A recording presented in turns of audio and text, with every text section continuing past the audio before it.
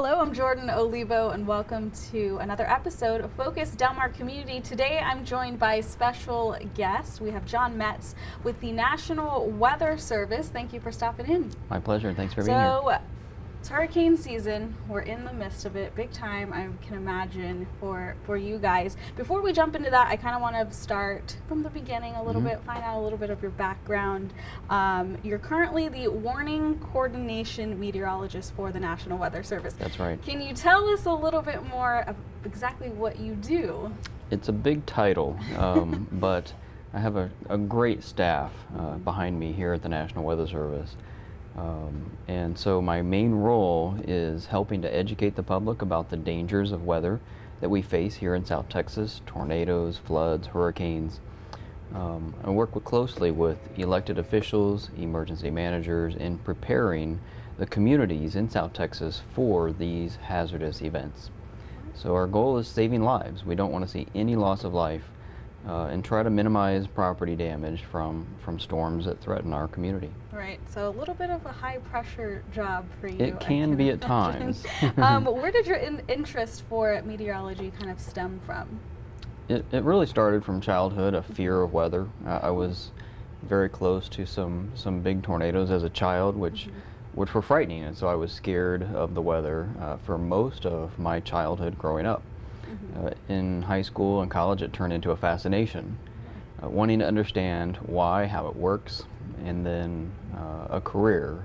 I didn't know you could have a career as a meteorologist working in weather, and so I heard about the National Weather Service when I was going to college and changed majors from accounting to meteorology, and so never looked back. It's just been an amazing ride, 26 years now in the National Weather Service, and it's just gone by so fast. Wow. So would you say that fear of weather kind of turned into a passion? You've been here 26 years. It is. It's you know, we take our job and mission here very seriously, and protecting lives from dangerous weather. That is the mission of the National Weather Service, and it's you know, there's so many citizens here on the Texas coast vulnerable to hurricanes, for example, and lives can be lost just in an instant from a storm that can come out of nowhere. And right. So, you know, we really want to provide the weather information so that decision makers can help, you know, evacuate people from dangerous areas so lives can be saved.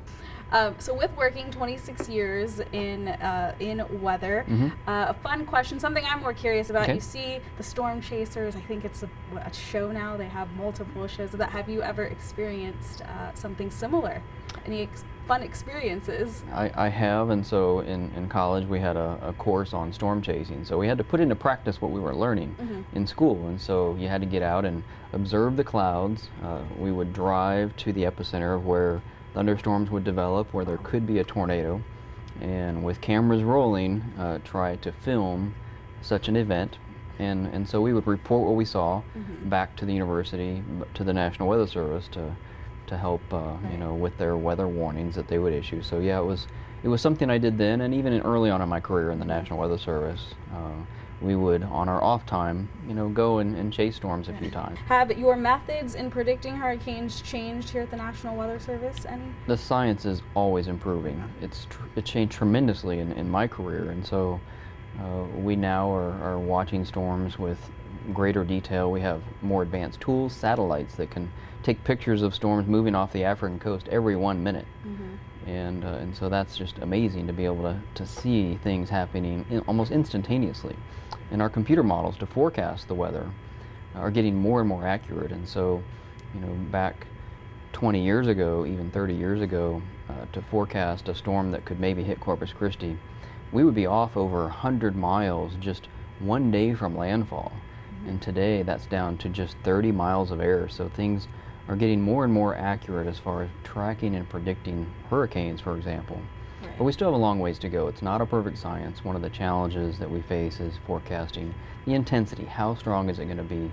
And a lot of research and effort is being undertaken to improve intensity forecasting. Right. As of now, any predictions for hurricane season this year? So the official predictions are out. So NOAA's outlook is calling for either a near normal to slightly above normal hurricane season. And so It's kind of dependent on how El Nino behaves as we move into the summer. It has a huge influence on the Atlantic, on hurricane development. And so El Nino is this phenomenon that happens in the Pacific Ocean, where the water temperatures get warmer than normal out there. And we call that El Nino, and it changes the atmosphere, it changes the jet stream, causes wind shear, which can tear storms apart and kind of limit the hurricane season to some degree. And there's a prediction of that possibly happening this summer, which would keep us to a more near normal season. But these predictions, as they are, don't tell us the most important thing. And they don't tell us if we're going to have a storm or not. Right. We don't want folks to be distracted by these predictions and then not get prepared. Yes. And so it only takes one storm.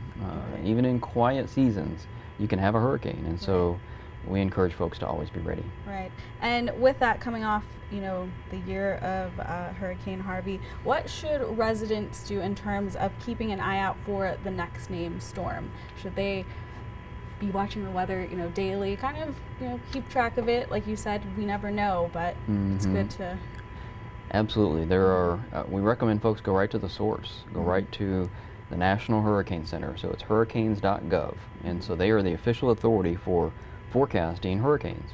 And so if you check that website and monitor it daily, and it updates all throughout the season, 4 times a day, every day, even when it's quiet.